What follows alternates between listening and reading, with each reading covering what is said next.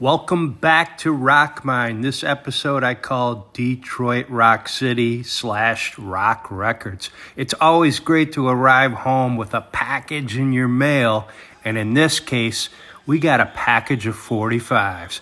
I had almost forgotten about Rick contacting me and asking me if I wanted his old 45 collection. And sure enough, here it was in the mailbox after arriving home from Florida. And I can't wait to get in here and get this thing open. So I bring it into my workroom, the Rock Mine vault, and I'm ready to open it up and see what's in the package. And it's opening up a flood of memories, that's for sure.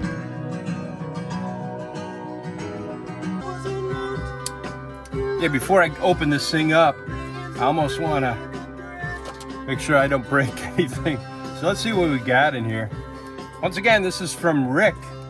I went to high school with Rick. And there's already a little confusion over which Rick. Well, there was two main Ricks that I knew.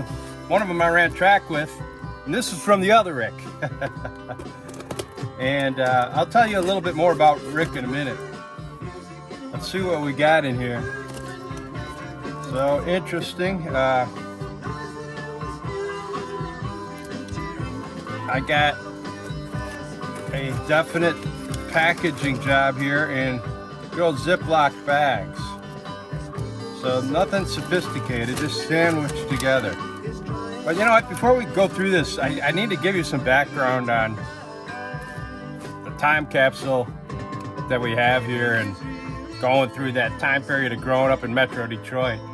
So maybe I'll go ahead and go get those yearbooks just to set the table a little bit. I'm gonna go see if I can find those yearbooks. I thought they were in my house, but I think I might have left them at my old office. Fortunately, all that stuff is still there. So we gotta find out all about Rick.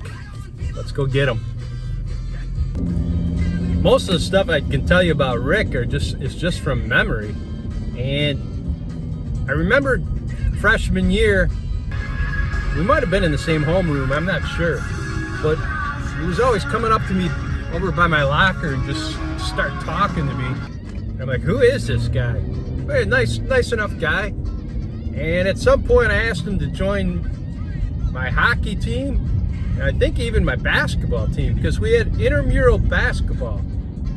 And for some reason, I think the St. Linus guys, Kenny, Phil, and Rick were all on my 6:30 in the morning basketball league. So we would show up and play against these other guys that kicked our ass. But it was fun. And that was one story I had about Rick. And you know, as time went on in high school, you didn't necessarily hang around with the same guys you met freshman year. So 30 years later, everybody started getting on Facebook, which is sort of wild.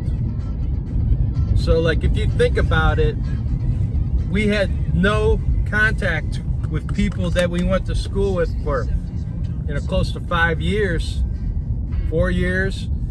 And all of a sudden something pops up where via the internet you can become friends with somebody, but you literally haven't seen them for 30 years.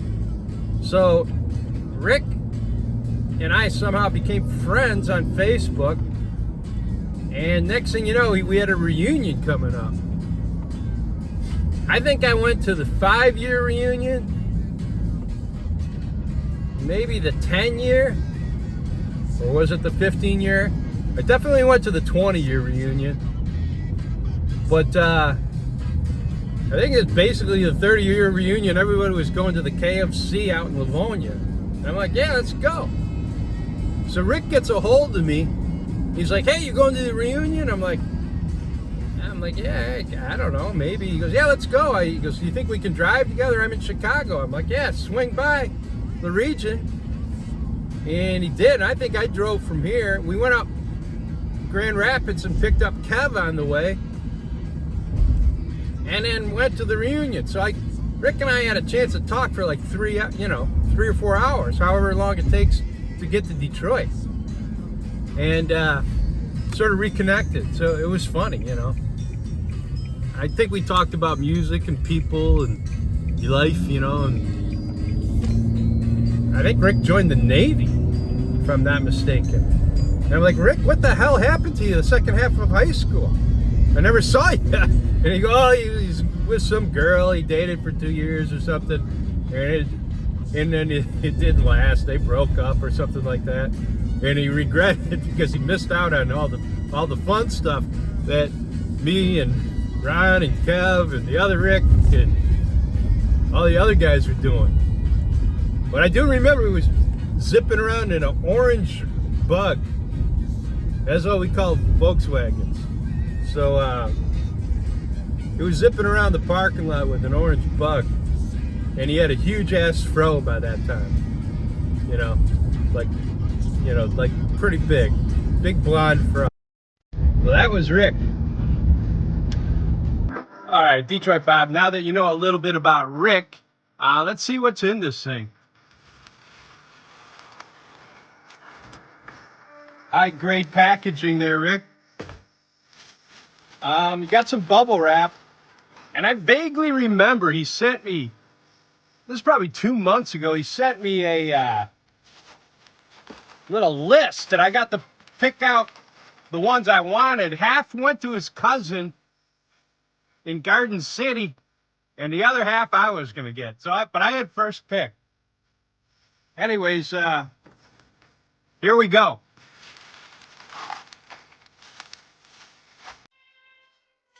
Sadly, by the time we got to high school in '77, the era of the 45 was dying out, and the biggest thing wasn't the small record. There was another form of media that was blowing up at that time. All right, so speaking of hair, it reminds me of another story. We get to the reunion, and of course Kev and I are just like drinking beer, and everybody's sitting at this table, and I'm across from Kev, and Rick's to my right, and then the other Rick is to my left, the one that I ran track with. And so the track Rick, my buddy from high school, is telling some story, and Rick, 45 RPM Rick, comments on his shirt. Something derogatory to the fact it was sort of like a modern Metro looking shirt. It had some kind of shirt. And Rick just blurts out to track Rick, says, I see you still have your members only jacket, which was sort of a cheesy disco type jacket from the 80s. Now I realized Kev and I just got silent, and we looked at Rick, Detroit Rick, not Garden City Rick, and we realized that Garden City Rick had made a crucial mistake, because you never challenge Detroit Rick with a direct insult, because you will pay the price. And sure enough, without a moment of hesitation, Detroit Rick blurts back, yeah, you know what else I still have, Rick? Is my hair. And Kev and I almost spit our beer out, because we just saw it coming. So Rick, I hope you don't mind I told that joke. But Rick versus Rick, and Detroit kicked Garden City's ass in that little competition. So that was funny. So that form of media that was popular was this right here. So Maxell, it was a huge thing, because now car stereos and home stereos and what we call boom boxes, which were portable stereos with a handle on them, all played these. And what you could do is take your LPs and then put one on each side. Like here, Pete Townsend, imagine that. And then you would take your little card and you would flip it in there and you would put all the tracks, right? So it looks like I had Pete Townsend going twice here. Secret Policeman's ball. Actually, I think I did get that record from the other Rick. But then you would flip it upside down. And since you had 90 minutes, you had a full LP on each side. So this is a bootleg, but it was portable. So it made these things even more extinct, if you will. But there were exceptions, and I'll get to that. People ask what it was like to grow up in Detroit. Well, I don't know. I didn't grow up in Detroit. I grew up about 4 or 5 miles west of Detroit, in the suburbs, or in the burbs we called it. Most boring area in the world. So we came down in 8th grade. When you went to Capsule, you had to pick high schools. So we could have gone to the all-boy Catholic school, Detroit Catholic Central, which a lot of my classmates did. We could have gone to one of 4 public schools. Livonia, Franklin, my dad taught there, and I wasn't going to go where my dad was. Are you kidding me? I could have gone to Livonia Churchill, which I did for half a year, but that's another story for another time, half of my junior year. But it wasn't really on the radar. There was another co-ed school called Dearborn Divine Child that some people went to. So I had the choice between 4 different schools. My grandpa, both of my grandpas graduated from college in Detroit. My grandfather, my dad's side, was Detroit College of Law. My maternal grandfather was Wayne State University, or what they called Wayne University back then. My dad, born and raised in Detroit, he went to Wayne University, went down to Grosse Seal and served in the Navy Reserve, and worked at the Rouge plant for Henry Ford. So going to Detroit for us was sort of a dangerous thing. I'll explain that in a minute. All right, let's see what we got here. Did I mention that Rick was from Garden City? And for those of you in England, that was home of Kmart. And I remember when you could get these for 99 cents. So I'm imagining that Rick probably bought one of these from Kmart, if not a lot of these from Kmart. The first Kmart in the world was in Garden City, Michigan. I believe that's Rick's hometown.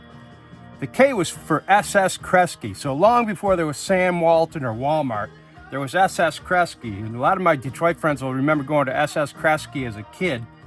And that became Kmart. And Kmart was what you have to think of it as a big box store.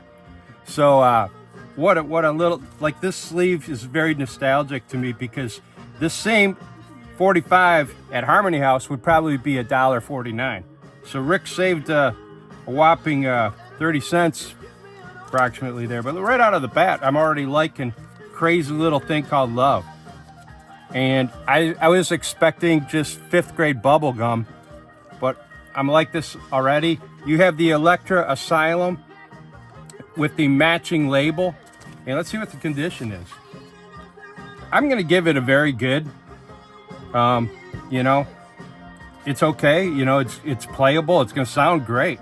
But what a great right out of the box first one. So let's set that off to the side.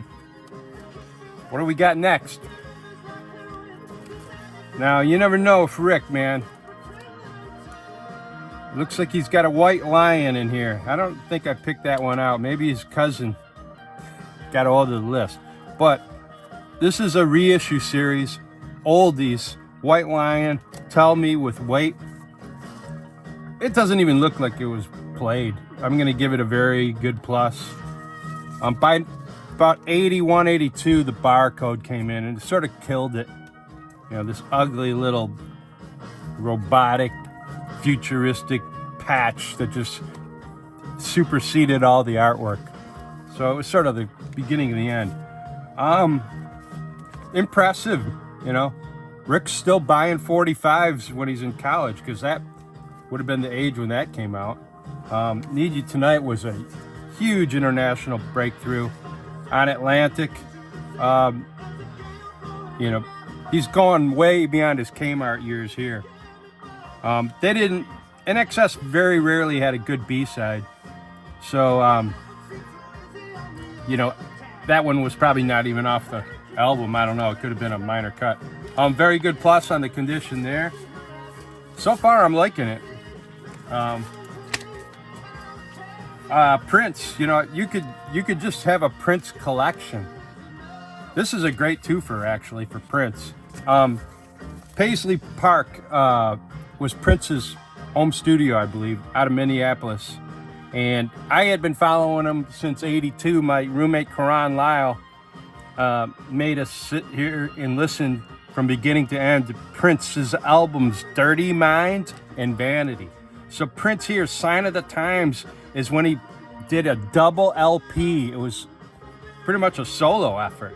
Produced, arranged, composed, and performed by Prince. And I had this album in college, and it was incredible. Sign of the Times is a great song. On this, it looks like a Warner Brothers label, because they always had that back-to-back hits. But I think they had a special arrangement with Prince where he could get this Paisley Park. But down here, there's Warner Brothers, and I think they went to battle legally later. You Got the Look, if you remember that one. What was that, Sheila E. on that? So that's a good one right there. It looks like it was never played, so I'm going to give that a very good plus, maybe even a near mint. All right, Rick, you're getting better. The hair bands. My friends from New Jersey are going to hate me when I say that, but that's what we sort of thought of from Detroit. Bon Jovi, we sort of thought of them as a hair band. You know, whatever. Dearborn Music, interesting, $1.59. So this probably came out 1988. But it's what we call a picture sleeve, obviously. I'll Be There For You. It's a good song. And, okay, I'm going to give John Bon Jovi credit. He actually wrote this one. I don't know how many of his songs he wrote. But there you go. It's a time capsule piece, you know. Everybody knows that song, I'll Be There For You, by Bon Jovi. Interesting. We're getting into some older stuff. Okay, Kmart. I'm loving this because you know Rick was at Kmart. This is back in the day when you could still get a piece of music with 2 songs for 96 cents. And I'm loving these little Kmart tags. You know, I don't even want to take them off. Wings. Paul McCartney and Wings. One thing he knew how to do was put out hits. So right there you got Good Night Tonight. And that was a later hit. Approaching, well, 79. So I love it. Rick is still buying 45s in 1979. Maybe it was his brother. Because a lot of these collections you stole from your brother, or you stole their records and you just sort of absorbed their record collection when they went off to college. And I think Rick did have an older brother. I'm not sure. Oh no, I'm loving this. This is, I mean, this song and this album could be one of the top 5 of my high school era from 77 to 81. It represented a major shift in sound. We had 2 huge power pop bands hit us. One was the Romantics, which were local, and internationally, these guys are out of Rockford, Illinois. They hit it huge with this live album. And everybody knows the song, I Want You to Want Me. And I love when he slows it down and says, I want you to want me. So that's pretty cool. Clock Strikes 10. If you know the album, you know that song. But look at this picture sleeve. Rick, you're doing good, man. I don't have this, man. That's really nice. No stickers. You know, if you're a hardcore collector, they don't like stickers. But look at that. Beautiful record. All right, Blondie, Heart of Glass. So, you know, 96 cents, man. You know, who knows? A lot of us weren't working, and, you know, we didn't have $4, $5, $6, $7 for an LP. But if you had a buck or some change you dug out of the couch, you know, there you go. Look at that artwork, man. Heart of glass. It was sort of disco-y, but you know, you couldn't deny she was beautiful, and the guys had sort of the new wave style going there. Blondie. And the other side is 1159, but the big one was Heart of Glass. Definitely coming out of the New York CBGB scene, and you know, everybody was noticing them, and it was all over the airwaves. Okay, here you go. You know, 96 cents from Kmart. The Jacksons. And when they went over to Epic, you know, they started slow, but this was a big hit. Another one that Karan played and made us sit down and listen to. So we were being educated as white suburban kids my second year of college by my friend Karan, who was born and raised in Detroit. And the first thing he did is played us Prince and Michael Jackson and the Jacksons. And this was one of the songs we had blasting out of our stereo system. So we got schooled, definitely.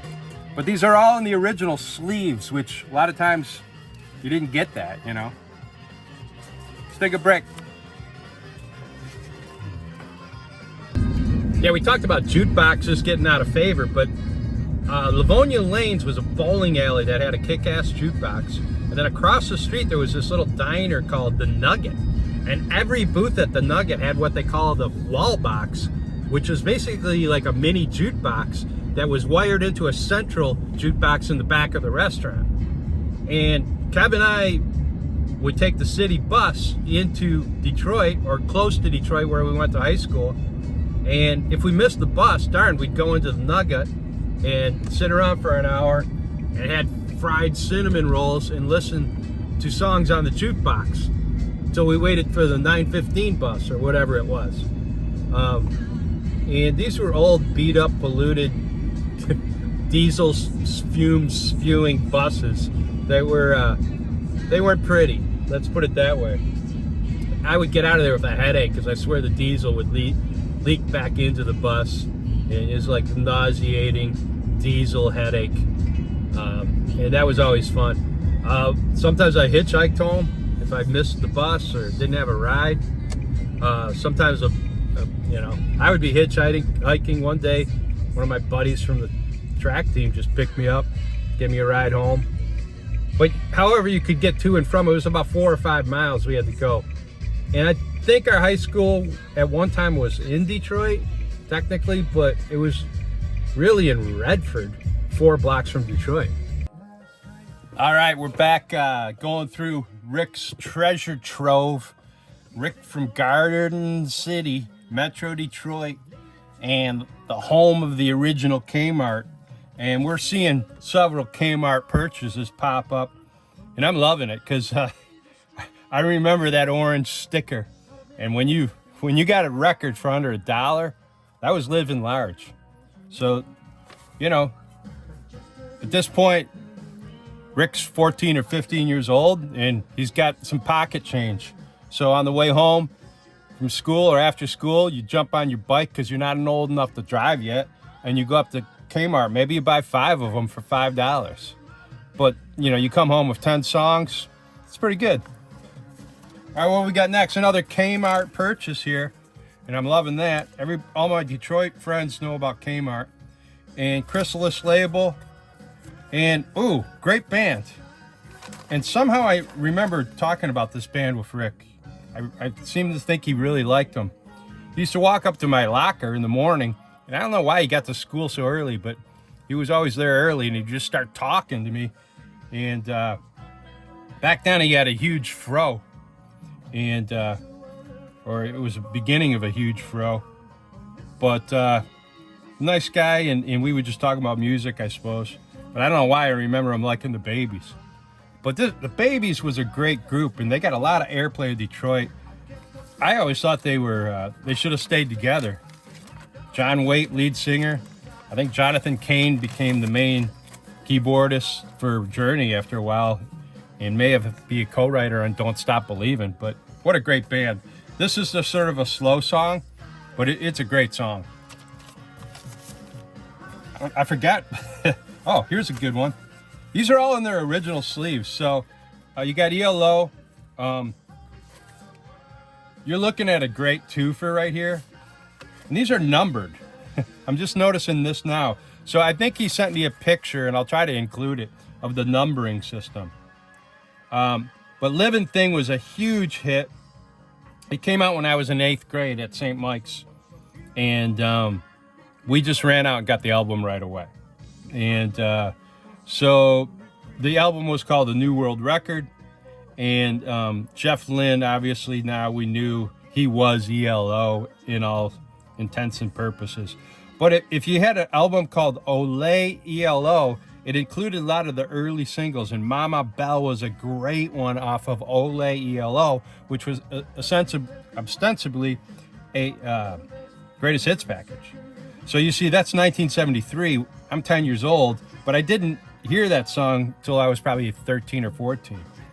Then, of course, 1976. So that was the year before I started high school. But this was all the airwaves for about a year. And it's in the original United Artists sleeve. And I would bet that was a Kmart sticker right there. So that little discoloration. Cool. I think I beat the cousin on these. The cousin's gonna watch this video and say, "God damn it, Rick. Why didn't you give me the first slot?" All right, you couldn't get out of Detroit radio without listening to this band called Boston. And when I was in 8th grade, we had a fire, so I had to live at my sister's house for a while. And I took the bus for the first time to school. And when this song came out, I came on the bus one morning singing More Than a Feeling. And everybody just was like shaking their head. Yeah, we just heard that this morning too, getting ready for school. So you'd get up in the morning and you would blast your FM radio. And by this time, the radios and the stereo systems were getting pretty good. So hopefully you had at least a decent stereo in your bedroom, if not a clock radio, because you would tell your parents, "Oh, I need a clock radio so I can wake up in time for school." But in reality, you would want an AM, FM clock radio. Some of them were even stereo at that point, but at least a good one that sounded good. And this would be blaring off WRIF or any of the 4 big rock stations. ABX, I think, even played it. Smokin', what a great B-side that is. If you got the album, Kev got the album, so right away, Smokin', you realize that was probably one of the hardest jamming songs on the album. But More Than a Feeling, it was just built for radio, and it just sounded really, really good coming out of stereo speakers, 6x9 stereo speakers mounted in your car door, in your rear dash, or in your boom box that you brought down to Rouge Park, or, just off your old man's stereo while he wasn't home. All right, so you got Night Moves here. And turn this off. Take a break. So, in a lot of ways, Garden City Rick and Livonia Bob had a lot more in common, coming from the burbs into the very edge of Detroit, and then a lot more in common than what we had with Detroit Rick and Detroit Ron and Detroit Mark and Detroit Pete. These are kids that were born and raised in Detroit proper, and they were a little more sophisticated and street smart than we were. So it was I think we probably had 50 or 60 different zip codes going to that school. It was the largest Catholic school in the state of Michigan. All right, once again, let's get back into it. I turned the music off because it was a little annoying. I got an old CD in there. Yeah, I listen to CDs once in a while. Mismatched on the sleeve, so I'm a little surprised there. Rick has been very consistent. But Bob Seger, Night Moves. Wow, was that a huge song. He had just come out with Live Bullet, and he was able to, I think this record was already recorded, so to follow up Live Bullet with the album Night Moves and the signature song Night Moves, it really defined, sort of like growing up in Metro Detroit and just trying to figure your life out, and your relationships out, stuff like that. Ship of Fools, if you had the album, you knew the song. off the album Night Moves. A lot of these will say a year, 1976. So this was still being played a lot, and it became, in a way, one of his signature songs. A lot of people that I meet that aren't from Detroit, they'll say, "Oh, Bob Seger, Night Moves." That's the first song that they think of. Those of us from Detroit, we would say like Ramblin' Gamblin' Man or Heavy Music and go into the old stuff because he had top 40 hits locally that didn't get played nationally. But that's a good song. It is a good twofer on Capitol Records. Let's see what we got. Rick, you're doing good, man. Once again, another sticker. I'm going to bet that was another Kmart sticker. It's sort of the same size, but they just fell off after a while. This song came out, and Manfred Mann, we remember Do Diddy, right? But this guy came out, and my sister was into him. My sister Sally was really into this guy named Bruce Springsteen. So I had his first 2 albums, and I knew the song Blinded by the Light. But this is a much different version, and it just blew up. Manfred Mann's Earthman. And you see the writing credits, Bruce Springsteen right there. So that was genius on him, getting his music out to other people. I have no idea. I probably never even heard this song, but Starbird number 2. But that's the great thing about 45. Sometimes you get a mystery track on the second one. Rick, you're doing me right, man. I'm liking it. So let's everybody take a little sip of whatever you're drinking, and cheers to Rick. Good job, Rick. All right, we're about halfway through the stack. I'm enjoying it. We got a stack of records from Rick from Metro Detroit. I just dropped the Metro because I live in a different state now. So let's go to the top of the pile. Angie, the Rolling Stones, and that's side 2, which is weird. So this is pretty beat up. It's probably like a very good on the quality, but it would still play great. I doubt it skips. You got to remember the grooves on 45s are cut deeper and wider, so the needle sits in there. And they knew they used to call them unbreakable. They knew teenage kids were going to lose the jacket, right? Last episode was no jacket, no problem. So you would just have a stack of records in a carrier or a box. So when you see a record like this, side 1 is Silver Train. I know the song. It's a great song. But Angie is the one that it's the earbug, the earworm. You can't get it out of your head once you hear it. That intro to guitar, it's like, oh yeah, Keith Richards.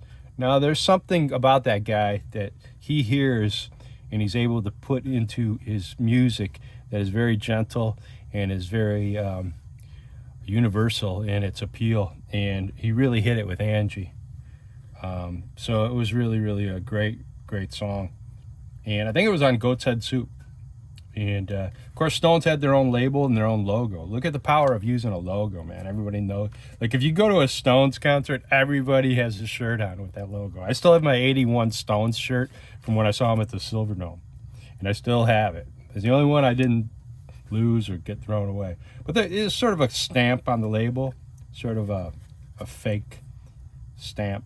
So Stones had a way of marketing, and I think Mick Jagger, that was number 1 according to Rick's numbering system. So that's sort of cool. Elton John. At one time, every 5th song on the radio was an Elton John song. Ooh, I know this record. Okay, number 10 in Rick's system here. I'm going to have to look up, find out what the system is. But Harmony, man. What a great song. I remember, I think I was in 6th grade and listening to the album and reading the lyrics along with the songs, and the artwork on the album, it was almost like a comic book. So it was like these people came alive, And then I didn't know it at the time, but I think Harmony uses a lot of minor chords. So it's a sad song. He's singing about something. You just know it was sad. It was either a lost love or a relationship or, somebody he knew named Harmony, And Benny and the Jets, I don't think it was live, but it sounded live. And the intro to it, it was just incredible. So I remember just this 73. So at that time, I'm 10 years old. I'm probably listening to this when I'm 11 or 12, more likely. It's been sitting in my sister's record collection, and I just pick it up one day. And then I brought the album to school. And for show and tell, I played Love Lies Bleeding in my hands. All 11 minutes, about halfway through, she made me pull the needle. She said, "Oh, that's very nice, Bob." And then they sat me back down. But that was my show and tell, the bringing the album that these two songs came off of. Woo! All right, let's keep going. All right, Rick, what you got here? Apple. You know, not to be outdone, the Stones had their version of their own label, and a little bit more fancy. And, you know, one side had the sliced apple, the other side had the full apple. And even after the Beatles broke up, Band on the Run, you know, everybody knows that song.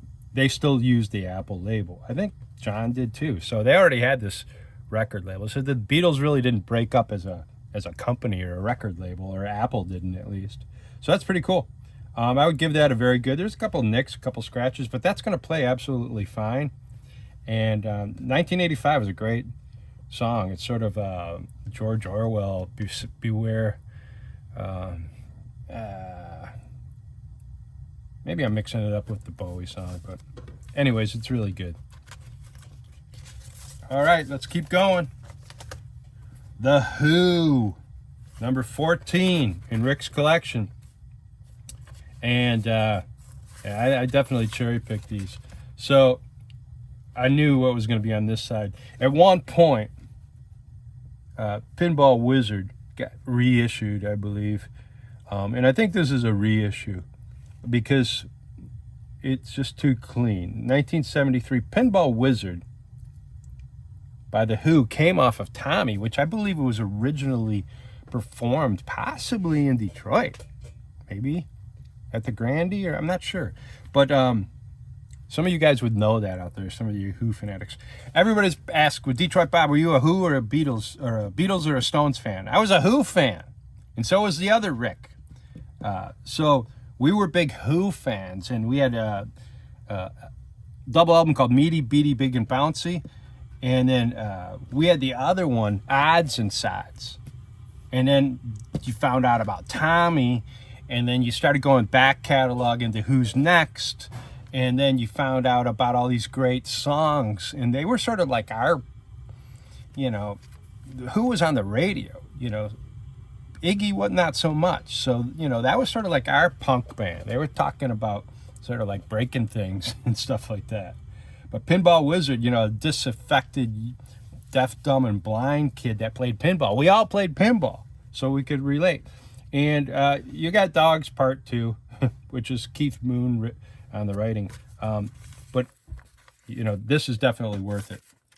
All right. Let's give a shout out to Rick there. Okay, we're back to Wings. I loved the Wings. They came out with a double LP when I was living at my sister's house, and basically I had to take the stereo speakers underneath the table, and the table had a tablecloth, so I created like a little tent where I just get away from it all and lay on the floor with a stereo speaker on each ear, if you can imagine that, to get away from the parents and the dog and the sisters and the madhouse. That was my music therapy. But just when you thought Wings were sort of becoming sappy and irrelevant, they came out with this Wings at the Speed of Sound. And I really, really liked the Wings. And I liked their live LP, the triple live LP. And I lived off that LP. I remember my mom just bought it for me. It was in the checkout at a grocery store, and she paid $4. It shocked me.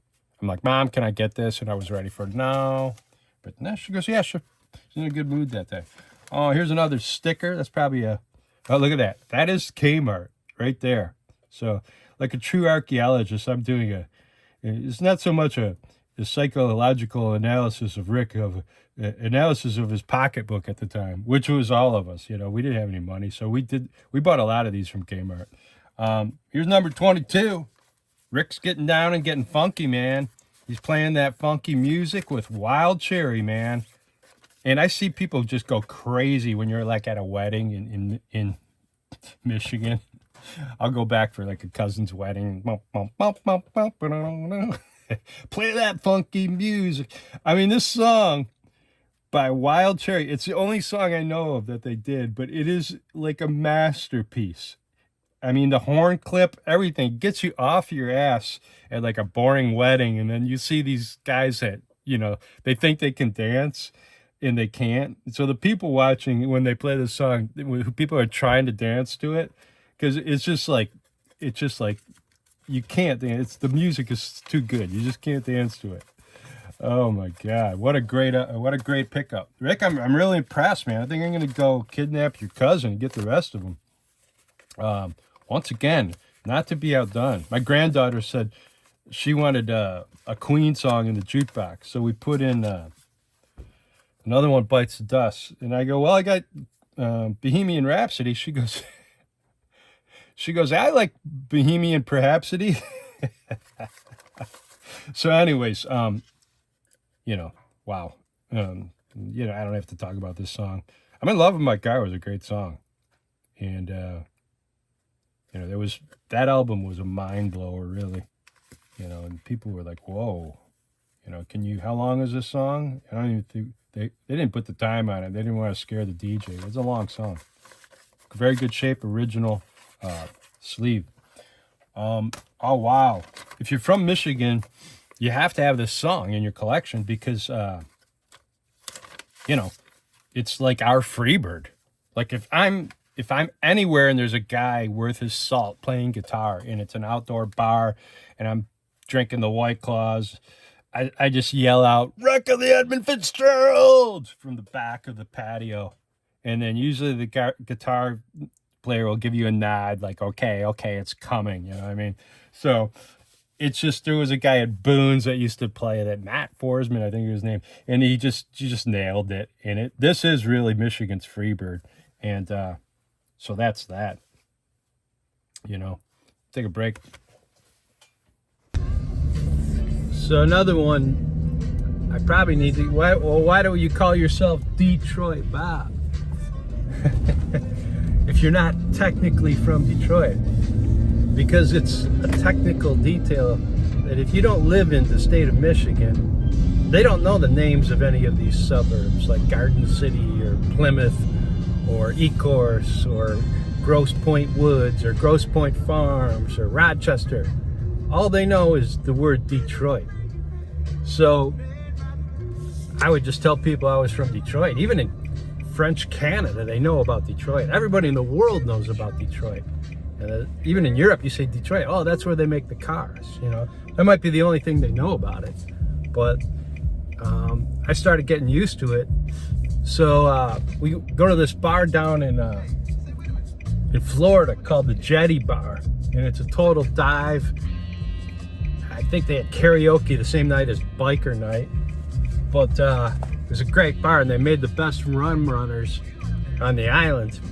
So we got to be regulars, because after I put my microphone down for my garage band, which by the way was called Rock Mine, at least for a while, I had to get out there and belt out some good tunes. So we went to karaoke night, and they asked me what your name was and go put it on the sheet, and I wrote down Detroit Bob, and it stuck. And then it was like, oh, Detroit Bob, come up and sing. And people would look at you differently, like, what the hell is he doing down here? So people, when you say you're from Detroit, and you might not realize that if you guys still live up there, it adds a certain air. They're curious about that. Like, you might be a little tougher than the average cookie. Des Moines doesn't have the same swagger, or Minneapolis, St. Paul. So Detroit, we made things. Bourdain used to talk about this. Like, he used to say, I wish I was from Detroit. I'm like, dude, you got the biggest show on TV. you're from New York. But in a lot of ways, I've met a lot of New Yorkers over the years. Yeah, they brag and they're loud and they're brash, but they don't got the same stuff we got coming out of Detroit. We got a great cultural history, buildings, skyscrapers, people from coming all over the country to go work there. The auto manufacturing industry, the style, the design, the sports history. It goes all the way back, to the days of the French, where they laid out the streets like the spokes of a wheel, and then the British coming over the top of it and laying down the streets like a grid pattern. We got 8 Mile. We got, Novi, number 6. We got trains, planes, automobiles. We got Chevy. We got Ford. We got Dodge. We got Chrysler. We got AMC. Some of them have come and gone, but American society is still based, whether you like it or not, around the automobile, and all roads lead to Detroit. All right, Rock Mine's the name of the show, and I got the yearbooks, so we're doing good there. We already established a few of the main characters here. We got Garden City Rick, who sent me some 45s, and we got Detroit Rick, who's actually from Detroit. And we got to talk about Detroit Ron, and we got to talk about Detroit Pete and Detroit Mark, who ended up becoming an architect after he was drummer. But those are like different episodes. So let's just get through Garden City Rick. He managed to make it out of the reunion without getting his ass beat, so that was a good sign. I got the yearbooks. I'm going to dig through these to see if there's any little more nuggets I can tell you about what it was like in the music scene in Detroit and growing up in Detroit and going to school with these guys, and we'll get some jukebox stuff in there too. Getting married to a French Canadian, I found out much later what Detroit actually means, the strait, because the Detroit River technically isn't a river, it's a strait. A strait is a thin body of water connecting 2 larger bodies of water, in this case Lake Erie and Lake St. Clair. So in French it literally means the straits or the strait. But all my in-laws up in Quebec, they knew all about Detroit. And if you look at the old maps of New France, there it was. You had Quebec, you had Montreal, and you keep going east or west and you hit Detroit. It was a major junction before you got up to Mackinac and then over to Lake Michigan. All right, Detroit Bob, we're talking about Rick's record collection that he sent me, and it was basically a box of 45s. We left off with Wreck of the Edmund Fitzgerald, so I'll do these in a little different display here. Once again, Michigan's Freebird. It is a great song. It is a story. It is an epic tale. It's done in sort of a droning fashion, which is even better. And it's still very, very popular. I would not have a jukebox without this song in it. And the key is getting a good B-side. The House You Live In, not so much, but, you put Gordon Lightfoot B-side, Carefree Highway or Sundown would be a good B-side. That would be a great B-side. Ron Richardson would probably agree with that even. That's another guy we got to talk about is Ron. He's a true rock and roller. We're not messing around here. Once again, 97 cents at Kmart, man. You just can't beat that. So Rick's coming through, and he was buying stuff from Kmart, from Garden City, Michigan, the home of the original Kmart. Now, Alice Cooper came out with an album called Go to Hell. I had it, and my cousin Jeff had it, and I think the first single was Go to Hell. And, you didn't want your parents, we were at Catholic school, we didn't want our parents to see that. But he's really just telling off a lot of people. And he teamed up with Wagner. Dick Wagner was a lead guitarist of a band from Detroit called Frost, and a hell of a talented guy. And by this time, Bob Ezrin was known, and he's still known in the business as probably the best record producer, but he's got writing credits on this too. So, but the great song is I Never Cry. And I've seen Alice Cooper twice in concert. And this is just a great song. It holds up to this day. It's sort of sappy and sweet, but here's this monster that all the parents hate, and he's a reprobate, and he's a pervert, and he's gonna ruin the youth of America. And if you ever see an interview with Alice Cooper, he's like the nicest guy you'd ever meet, and he golfs, and he's in great shape, and he quit drinking. But it was all like a stage show. But it was theater. It was, like thriller type movie, slash movie, all on stage. And what a great song, though. I Never Cry. And props to Dick Wagner for getting some fame there after, I don't think Frost ever really got as big as it should have. KC and the Sunshine Band. So once again, now this is a great twofer. Once again, Kmart's coming through. Rick's plunking down his hard 97 cents at Kmart. And he's getting a double twofer here because Rick's getting down and getting funky with Shake Your Booty on Down to the Ground. Now, you think this doesn't have any impact? My friend Kevin's wife, Kevin Lisa, they just flew to, Boston to see this band. Okay, so KC's put on a few pounds, big deal. But Boogie Shoes, man. So that's a great twofer. I guarantee you put that at a party right now, and people are just going to start dancing. Even young millennials will be like, what is it? This is cool old stuff, man. So Shake Your Booty. What a great, great song. Shake, shake, shake. Shake, shake, shake. Shake your booty. All right, great. Probably my favorite song by Hall & Oates. It's a sad song, man. She's gone, One less toothbrush type song, staring at myself in the mirror. Everybody been there. Everybody been dumped, right? If you haven't, well, Daryl did. Great song. The vocals on this are just incredible. So I've been wanting to watch that Daryl's House. I hear it's really good, that show of his. It was on the radio. The tempo is real small or slow and smooth. And you realize, wow, this guy's got a voice. This is before Rich Girl and all that. This is really good. Early Hall & Oates. And you realize, oh, these guys got something to say. Before Maneater, before they really got big, One on One, and all the 80s stuff. This probably came out, does it have a date? 1973. But it was a regular staple on Detroit rock radio. It was a slow song that they would play. And then some of the other stations, WDRQ would play this. I'm sure, W4 played it. I'm sure Riff played it, ABX. It was like a Blue-Eyed Soul, really, is really what it was.